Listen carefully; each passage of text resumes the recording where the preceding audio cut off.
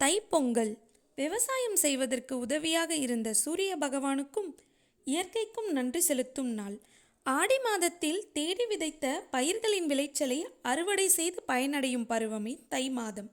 இந்த அறுவடையில் கிடைத்த நெல்லின் புது அரிசி, வெல்லம், பால், நெய் ஆகியவை சேர்த்து புது பானையிலிட்டு புது அடுப்பில் பொங்கல் வைத்து சூரிய பகவானுக்கு படைப்பார்கள். அதிகாலையில் பிரம்ம முகூர்த்தத்தில் எழுந்து நீராடி விநாயகரை களிமண் அல்லது மஞ்சளில் செய்து முதலில் அவரை வணங்கிய பின்பு சூரிய உதயத்திற்கு பின் சூரிய பகவானுக்கு பொங்கல், சூரிய பதார்த்தம் அதாவது சர்க்கரை வள்ளி கிழங்கு, பரங்கிக்காய், பிடிக்கர்ணை போன்ற பல காய்கள் சேர்த்து செய்வது. இவற்றை படையலிட்டு சூரிய பகவானுக்கும் இயற்கைக்கும் நன்றி செலுத்துவார்கள். பொங்கல் பானை பொங்கி வழிவது போல உங்கள் உள்ளத்திலும் இல்லத்திலும் மகிழ்ச்சியும் செல்வமும் பொங்கி வழியட்டும். அனைவருக்கும் இனிய பொங்கல் திருநாள் வாழ்த்துக்கள்.